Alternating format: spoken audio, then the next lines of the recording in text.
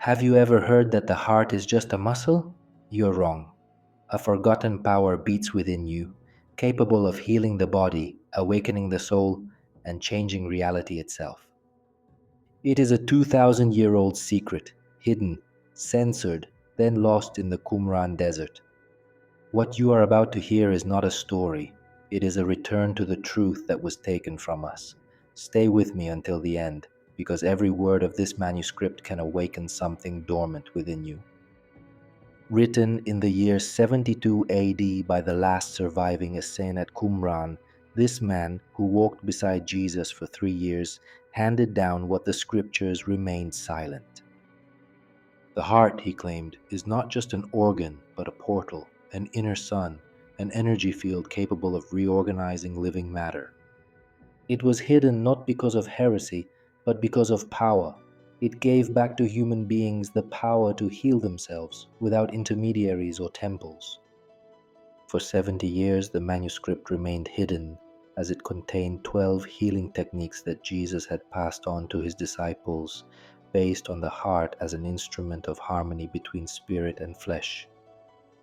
Modern science, millennia late, is only just beginning to confirm them. The heart generates an electromagnetic field 5,000 times more powerful than the brain, and the emotions emanating from it alter the structure of DNA. The first chapter, entitled The Forgotten Temple, reveals that the heart is not a simple muscle, but the luminous center of the human body. The author, now elderly, recounts his encounter with Jesus in the desert. The Master, after 40 days of solitude, spoke of a temple not built by human hands, but of a sanctuary that beats in the heart of every man. It requires no incense or priests, since everyone can enter it in silence and purity. Jesus placed his hand on his heart, telling him to feel. At that moment, a subtle warmth passed through him, and he felt a deep vibration, like the distant singing of a beehive. "This is not the beating of your blood," the Master explained, "but the language of your soul radiating. The heart," he said, "is the point where the eternal and the temporal meet, where every emotion is born, and from which both pain and love come." He then led them into the desert at dawn, teaching them to breathe in rhythm with their hearts, 4 beats to inhale, 4 to exhale. In that calm, breath and heartbeat merged, and the entire body became an instrument of light. "When the heart, breathing, and emotion are in harmony," said Jesus, "the body enters a state of coherence. The mind is silent and healing is possible." The heart, he added, is the sun of the body. Just as the sun sustains the planets, its every impulse sends a chemical, electrical, and luminous wave that informs every cell, guiding it into order. When the heart is in dissonance, the body becomes ill. When it is at peace, the entire being heals. Emotions are the language of this peace. Fear contracts and disintegrates. Love expands and recomposes. If you're already feeling this energy, leave me a like and a hype right away. It's not just a gesture, it's like lighting a signal in your heart. The more hype there is, the more this message will reach souls ready to listen. Every morning, Jesus taught, we must sit in silence, hands on our chest, and think with gratitude about something authentic. Not as a thought, but as a feeling. Let that gratitude fill our heart like pure water in a cup. There are no more powerful rituals, because gratitude aligns the blood, calms the mind, and reorients our life. The author confesses to having practiced this exercise for 40 years, seeing the sick heal and tormented souls find serenity. The heart, he writes, is the true temple, the only place where God and flesh touch. But that was only the beginning, for the heart not only speaks internally, it also speaks to the world. In the language the mind has forgotten, he tells how Jesus healed a woman believed to be possessed. She trembled and wept unceasingly. He placed his hand on her chest and said, "You are not possessed by spirits. Your heart cries out and your mind cannot hear it." He made her breathe deeply, imagining the pain rising like dark smoke. When she opened her eyes again, peace had returned to her face. The heart, she later explained, uses sensations instead of words. Pressure, heat, cold, expansion, or emptiness. Each is a message. He taught his disciples to scan their bodies before sleep, place a hand on their heart, ask, "What do you want to tell me?" and listen not with their minds, but with their senses. If pressure emerged, ask what truth had not been spoken. If there was ardor, what forgiveness was lacking. If cold, what love had not been received. Only recognition brings healing. The author recounts his own experience. He placed his hand on his chest, felt a weight, and saw his deceased father's face again. The words he had never spoken, "I love you," "Thank you." He cried, but it was a liberating cry, and in the morning his chest felt light.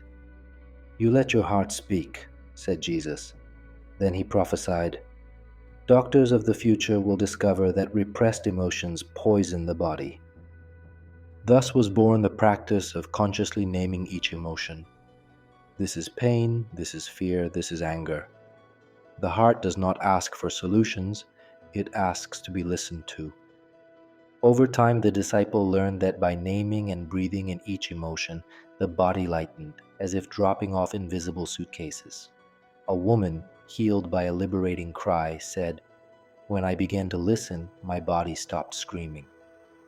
From then on, the author practiced listening to the heart throughout his life, preventing illnesses by listening to its whispers before they became screams of the body. In the next chapter, The Invisible Field, the author tells of a feverish child healed without contact. Jesus knelt at a distance and placed his hands in the air before the child's chest. After a few minutes, the fever vanished. "I haven't touched it," he said, "but my heart has." Then he did an experiment. The disciples placed their hands close together without touching and felt heat and pressure. "This is the heart's field," he explained. "You don't see it, but you feel it. It's as real as the wind. Every heart generates an electromagnetic field that extends beyond the skin, carrying information from the body and spirit. When you enter a room and feel tension or peace, it's someone else's field that touches you. Animals read it, newborns understand it. It's an ancient language, impossible to falsify because the heart doesn't lie. Jesus then taught us to expand our field consciously, sit in silence, breathe consciously, imagine waves spreading from our chest like ripples in water. When an ordered field touches a chaotic one, it harmonizes it, not magic, but resonance. Thus, she healed the child, explaining that she had simply reminded the body how to restore order. The field of the heart, he said, transcends space. A thought accompanied by pure feeling can touch anyone, anywhere. Prayers work, he asserted, not because God listens to words, but because your field reaches that of the one you love. The author, after decades of practice, describes how he perceived the presence of other hearts and understood that every place preserves a field, peace, or chaos according to its history. Jesus explained that inner harmony serves not only to heal oneself, but everything it touches because human fields are constantly intertwined. But he added an even deeper secret. If the heart could touch other hearts in the present, it could also touch the past, since memory lives in the same substance that the heart moves, blood. In the chapter "The Memory That Lives in the Blood," the author tells of Regal, a woman tormented by a persistent chest pain that no doctor could explain. Jesus placed his hand on her heart and asked, "Whom have you not forgiven?" She denied it, but her tears betrayed the truth. She bore within her a grudge against a sister who had betrayed her 15 years earlier. "Your mind has forgiven her," the master said, "but your blood still cries out her name." He explained that blood is liquid memory. It stores emotions, traumas, and unspoken words, transmitting them incessantly to every cell. Until those memories are released, the body continues to relive the offense like a flowing poison. Only authentic forgiveness can purify the blood, since it is not a mental act, but an emotional release, a profound decision to let go. Jesus then taught the practice of blood purification. Sit in silence, hands on your heart, breathing until you reach calm and coherence. Then ask, what memory do I carry that no longer serves me? Answer not with your mind, but with your body. When a face, a name, or a scene emerges, imagine that memory dissolving like dark smoke as a golden light enters and purifies. Rago performed the ritual, trembling and crying until she felt free. The pain is gone. No, Jesus replied, it is freed. That night he explained that our blood contains not only our stories but also those of our ancestors. This is why there are pains without apparent cause and fears we don't understand. They are the legacy of our lineage. But when the blood is purified, the healing extends backward and forward in time, healing the entire lineage. The author confesses to having practiced this rite for 40 years, releasing memories that were not his own, belonging to his father and grandfather, and with each release he felt his body lighter, his mind clearer, his soul more alive. Ragal recovered completely, and her newfound serenity was reflected in her face. When asked about her feelings toward her sister, she replied, I feel nothing, neither love nor hate. It's as if the story belongs to another. Jesus then explained that the body constantly renews its blood. But if we continue to feed the new life with old memories, nothing changes. Forgiveness, therefore, is not a one-time act, but a daily discipline that prevents pain from rewriting itself in the flesh. This is followed by the forgiveness that heals the flesh, where the Master shows that forgiveness is not a moral precept but a biological necessity. It tells the story of Eleazar, a man afflicted with a severe joint deformity, consumed by resentment toward the brother who had betrayed him. Jesus didn't touch his bones, but his chest, telling him, It's not your hands that are sick, but your closed heart. He rebelled, but the Master continued, Resentment is poison you drink, hoping the other person will die. Yet you die cell by cell. That night, Jesus explained that forgiveness opens the heart and expands its field, restoring order to every part of the body. Hatred, on the other hand, contracts it, generating chaos and inflammation. It's not divine punishment, he said, but natural law. There are 3 levels of forgiveness: the mental, which is decision, the emotional, which is liberation, and the cellular, when the entire body forgets the pain. Only the latter truly heals. To teach this, Jesus had Eleazar sit in silence, his hands on his heart. He asked him to visualize his brother and repeat inwardly, I release you. I let you go. I no longer give you power over my peace. At first the man trembled, but then tears welled up, followed by a new peace. Over the next few days the pain diminished. His hands moved with greater agility, and over time he regained his lost serenity. Forgiveness does not heal the bones, Jesus said, but it opens the way for the body to regain its proper order. The author testifies how constant forgiveness saved him from bitterness.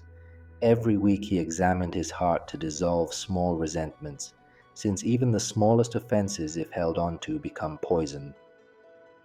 I have forgiven my parents, my brothers, my enemies, he writes, and with every forgiveness, my body has become lighter, my life clearer.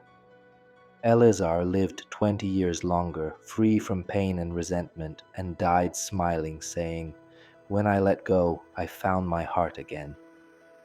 Then comes the rite of the luminous heart. It was the night of the winter solstice. Jesus led his followers into the desert, far from all light, and invited them to silence. Close your eyes, he said, because what you will see comes not from outside, but from within. With their hands on their chests, the disciples breathed slowly, imagining they were breathing in golden light. Soon the warmth became real. The light grew like an inner sun. Jesus guided them to expand that light until it filled their entire bodies, to the point of perceiving the flesh as luminous matter. This is the body of light, he explained, the true body of man. Then he taught them to gather it back into their hearts, like a concentrated flame that remains eternally lit. When you find it always alive, he said, you will become temples of light. The author describes that night as the most revealing of his life. In the darkness, he perceived each of his companions enveloped in a luminous halo. See, the Master said, not with the eyes of the body, but with those of the heart. He ordered the ritual to be repeated every evening. Breathe in light, expand it, and then return it to the chest. Light, he explained, nourishes the cells, calms the mind, and dissolves resentment. Those who practice it become a source of peace, for the very presence of the luminous heart heals. After 40 years of practice, the author recounts that his body, though old, remained strong and his mind clear. It's not magic, he writes, but the nature of the heart, which, once ignited, radiates what everyone recognizes, the certainty of being home. Before leaving that night, Jesus said, when you light your own light, you also light the light of others, because light calls to light. And the author understood that every man is a sun that has simply forgotten how to shine. Next comes gratitude that reorganizes the body, in which a man named Tobias, though wealthy and healthy, confessed he no longer felt joy. Jesus answered him, you lack nothing except gratitude. She explained to him that gratitude isn't a word, but an emotion that rekindles the heart. She had him close his eyes and think of 3 things he was grateful for. When he recalled the birth of his son, his face changed, softened, and tears flowed like relief. Jesus said, this is your heart remembering how to feel. And from that evening onwards, he taught the morning practice of gratitude. Upon awakening, with one hand on your chest, recall 3 moments for which you are grateful, feeling them in your body. This feeling, he explained, restores cardiac coherence, strengthens the immune system, and clarifies the mind. A grateful heart, he said, is a magnet that attracts further grace. Tobias followed the teaching, and his life was transformed. Reconciled with his brother, he regained serenity, and even his earthly affairs prospered. Jesus explained that gratitude does not change circumstances, but rather changes the vibration of the heart, enabling it to perceive previously invisible possibilities. There are 2 types of gratitude, for what you have and for what you will receive. The second is creative, as it makes the heart believe that the gift already exists, anticipating reality. The author, practicing it every day, discovered that gratitude acts as an immediate medicine, more powerful than fasting and prayer, and that a grateful heart keeps the inner light burning. When you give thanks even for the little, he writes, that little becomes immensity, and gratitude keeps the flame alive. But Jesus didn't stop there. In the heart as creator, he revealed that what the heart feels precedes what the world manifests. When you ask only with your mouth, he said, words scatter like sand in the wind, but when you feel with your heart, you create. He explained that the heart does not distinguish between reality and inner vision. For it, what is felt has already happened. When the heart feels gratitude for something that doesn't yet exist, that vibration commands the invisible world to take shape. Don't pray for healing, he warned. Feel healed already. Don't ask for peace. Feel it now.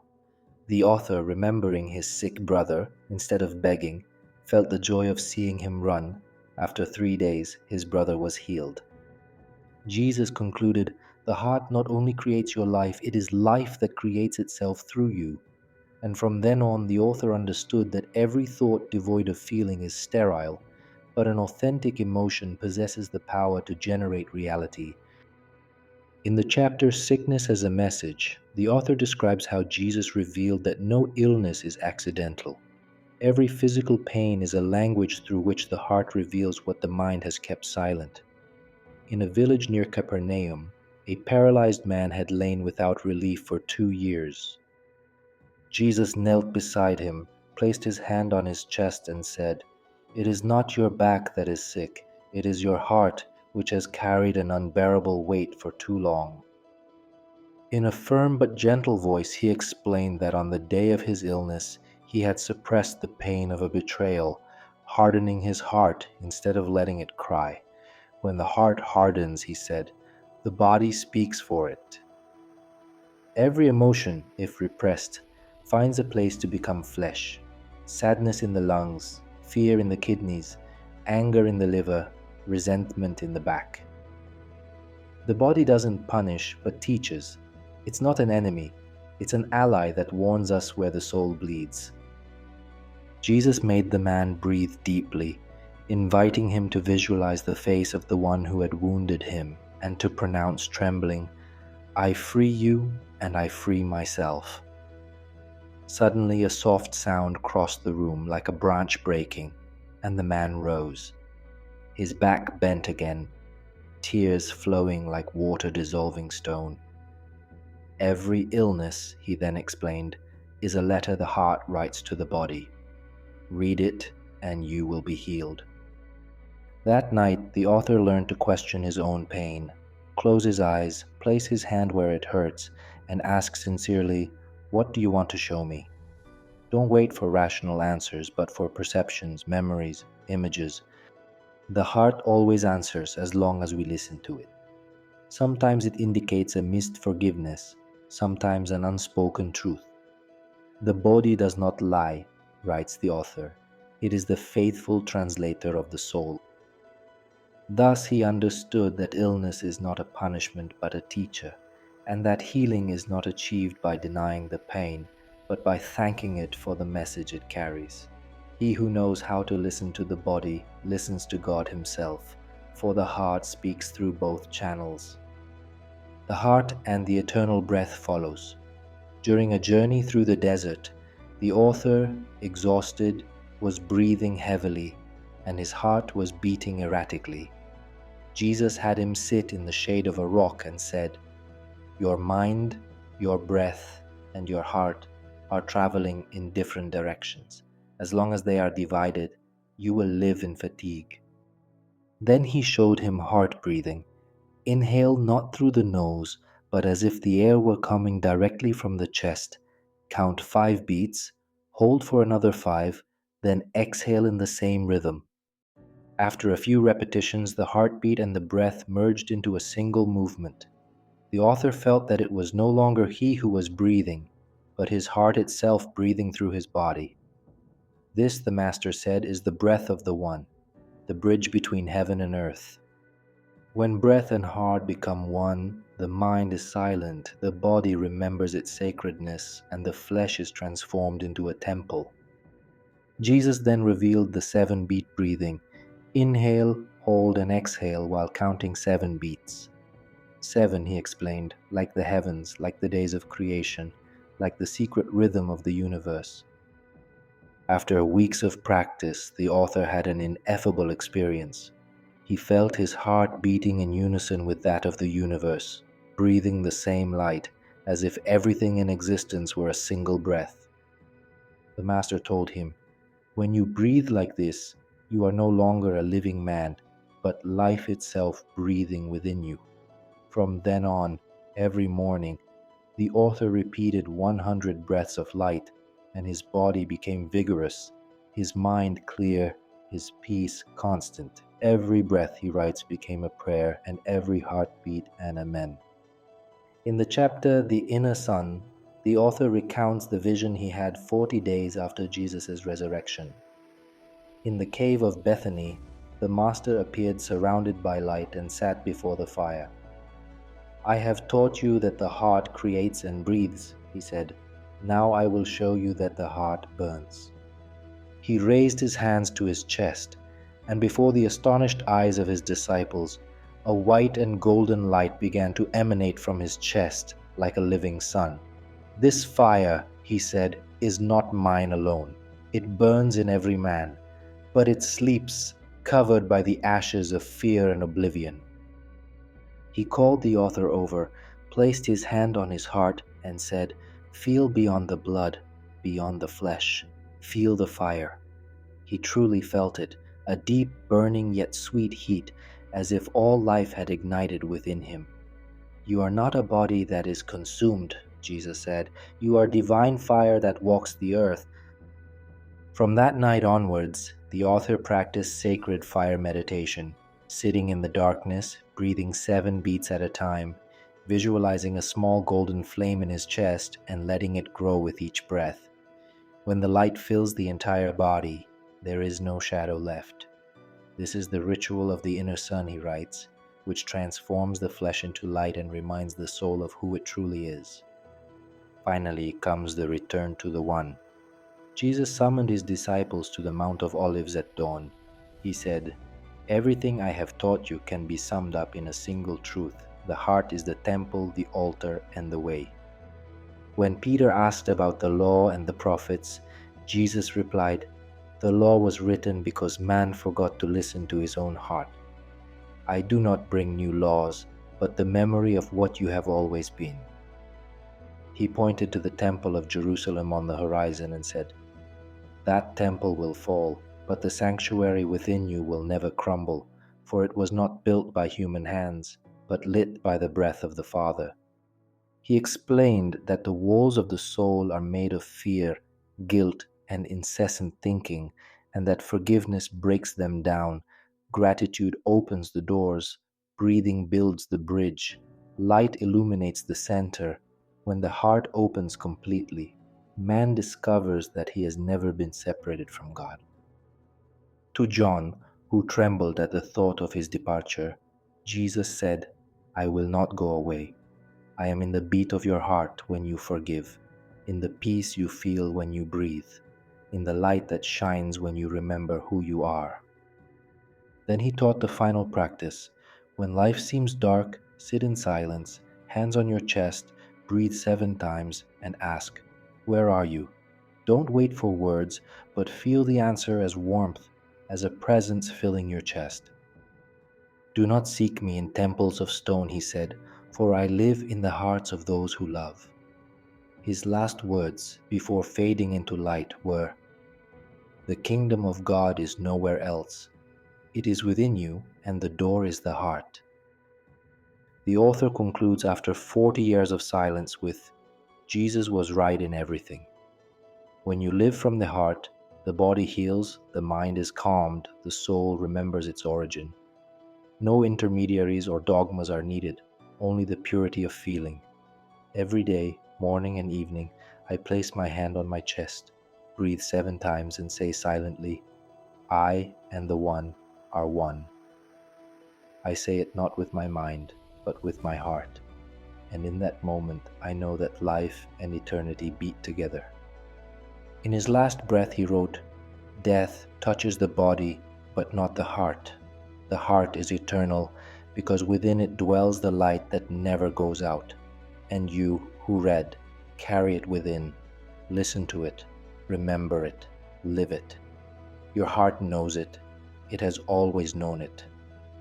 You have just heard what has been hidden for centuries, the truth about the heart, the true temple of man.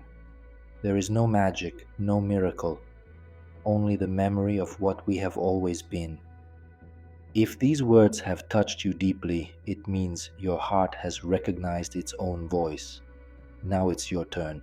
Leave your like and hype to fuel this flame and spread it to as many people as possible. Write the word light in the comments so that from today onwards you can carry it within you consciously.